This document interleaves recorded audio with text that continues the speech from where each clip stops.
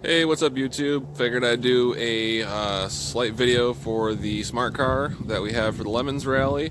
Just kind of want to do a 2,500 mile recap of ownership, just to tell you tell you now what I've done with it and things I still need to do before we're ready for the rally. So, figured I would jump in and show that to you. I got a couple clips I'm going to try editing in here to show you guys a couple things. So, obviously, first of all, the car looked like this when I got it.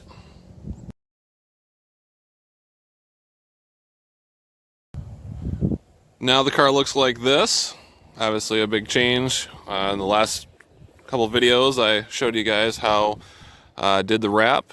Big thanks to my friend Doug over at Famous Wraps there in Byron Center, Michigan. Gave me a hand wrapping the car, making it look like a cozy coupe. He said he's always wanted to do one, so it's kind of fun to kind of have him do what he's always wanted to do. It turned out pretty good. Can't really complain. So far on the car, I've done a wheel conversion on it. So I've got some adapters that take it from the Mercedes bolt pattern, which is the 3 by 115 or whatever bolt pattern, to the Mazda Miata 4 by 100 millimeter bolt pattern, which has helped quite a bit. Now the car is actually a little bit more stable because the tires sit about flush with the body on the outside, and got some different hubcaps on it now since the last video, since two of them decided they didn't want to be on the car anymore when I was driving and they ran away. Got the trailer hitch on there mounted and the wiring done, which I'll show you guys here in a second. There's the muffler, which is a factory replacement for the blown out one. It's kind of loud before, and now it's nice and quiet, although it did sound pretty good before.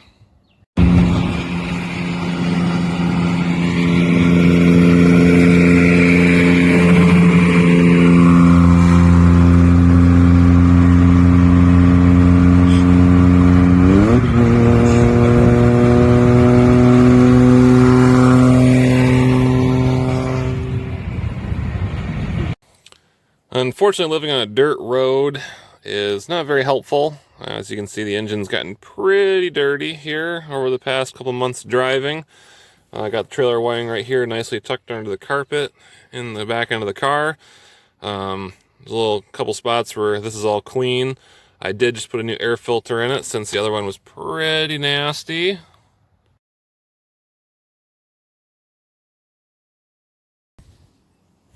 Also, when I had it apart too, I replaced all 3 coils and the motor mounts on the car. Got some new license plate lights coming in, since obviously these are seen better days. They're just hanging in there barely.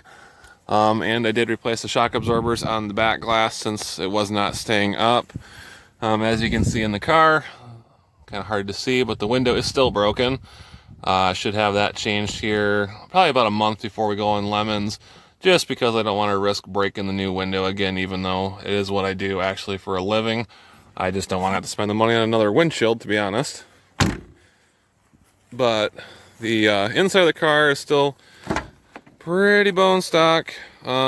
I got a new cigarette lighter port I'm going to hook in, actually, since the battery's down here on the floor. Going to hook the cigarette lighter up here, since the factory one's only a 5 amp, which is kind of horrible, but that should be strong enough to run the CB antenna that we're going to need and be good there.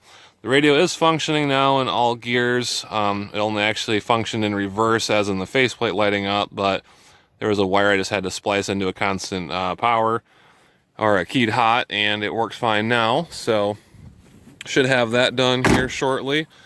Still have to do the front suspension. Struts are definitely shot. You can hear them sloshing because they're leaking pressure. Also need to do lower ball joints along with control arms and inner and outer tie rods at the same time when we have it torn apart. Surprisingly, the back end sits kind of high, even with bad shock absorbers in the back, because the springs are still good, but doesn't take very much effort and the car bounces. So gonna get those changed as well before Lemons. And then haven't posted any videos of the trailer yet, but here's a picture of it and a video. Got lights working on the trailer today and got the license plate mounted in a better location. Got our right blinker going.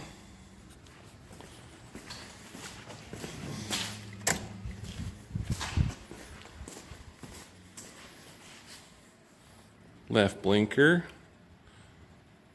And the trailer's painted to match with our sticker on it, so should be good. Next is wheel bearings, new tires, and paint the wheels white.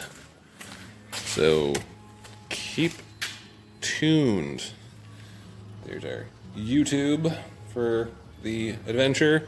Stay tuned for that. We're gonna have some videos of us driving around and going on a road trip to Shake It Down here in a couple weeks. So hope you guys stay tuned.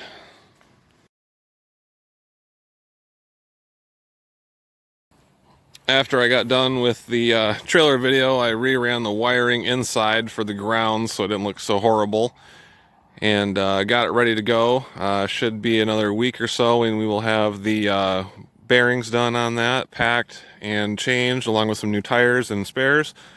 I do need to get a spare tire for the car so that we have that as well. Just don't want to get stranded. Obviously, like I said, it's a nice Mazda Miata bolt pattern now, so it makes it easier to find something on the road if we need it. But hopefully here at the end of the month we can do a nice video of us heading up to the Mackinac Bridge and get some photos along the way, and a couple cool little short videos, and post them online here as well so you guys can see it. Hopefully the wind's not too strong here at the house today and causing too much echo on the video. If you guys have any questions about the car or anything like that, definitely feel free to reach out. Like I said, I put 2,500 miles on it since getting it. It's been a fun little car. I averaged between 37 and 41 miles per gallon with the car, which I feel is pretty good for a little 3-cylinder, naturally aspirated, essentially motorcycle engine in the car that weighs 1,800 pounds. Car does not have cruise control. I was going to put it in, but it's not worth the $500 to put it in. I can keep my foot on the throttle and watch the RPMs at 3,500, and 3,500 it runs about 75 miles an hour, so that shouldn't be too hard. And Mike, my co-driver on the Lemons Rally, also drives a car with no cruise, so we're kind of used to driving cars with no cruise and watching RPMs, so should be a lot of fun. All in all, I'm very happy with the purchase and been having a lot of fun with it, meeting other smart car owners, either online or on the group. Actually met one of the past Lemons teams, the Scrapyard Refugees, who had a smart car named Kevin. They ran the Retreat from Moscow in 2020, and they were kind enough to send me a bunch of their stickers, which I'm going to actually send them a couple of our stickers as well, so they have some just for their wall in their house or garage or whatnot, just so kind of keep it going. Also, it's kind of funny, there's now a Facebook group for the Cozy Coupe owners of smart cars. We all dare to be different with a smart car in the first place, but kind of take it to another little level, making it look like a little Tykes Cozy Coupe. So, should be a lot of fun. Hope to do a lot more things, adventures and stuff with the car when we come back from the rally. Hopefully everything goes good. Should have everything that we need along, extra tools and some spare parts. Going to keep a spare shift actuator with me. I posted on my Instagram page that the replacement one was having issues, so I bought a whole transmission actually for only about $210. It came with the actuator, which was cheaper than buying the actuator separately, which they wanted $300 to $400 for that. So got the whole transmission cheaper, and if I have to before the rally, I can always throw a clutch in it and throw the other transmission, and then it only has 80,000 miles on it, so should be all good there. I do got to figure out an idea here where the intake is. It's kind of a dumb location, but doesn't get very good cold air through there. There is a cold air intake I can get, but as you saw, the engine compartment is super dirty, and I feel it's just going to plug the air filter up pretty soon. So hopefully I can figure something out here in the next couple weeks with either like a scoop off another car from Summit Racing, or go to the hardware store and pull a roadkill and get some either dryer vent duct work or something for like a pellet stove or a wood stove, that has a nice scoop to it that I can bolt to the side of the car or something like that to force some fresh air in, because Not sure what the temperatures are going to be like here at the end of July. Could be, you know, upper 80s to low 90s. So just want to make sure everything is all good to go in the car. Like I said, don't plan on running air conditioning just since the car is so low on power anyway, being 70 horsepower and meant for fuel economy, that I kind of want to keep it that way. Sorry, I'm old, but figure would try to save some money on fuel that way. So apologize for rambling so much in this video. It's what I do, so unfortunately I'll have to get used to it. My wife says I ramble like I'm doing right now, so she married me, she knows I do it. So hope everyone had a good day, and we'll keep posting videos here pretty soon. Take it easy.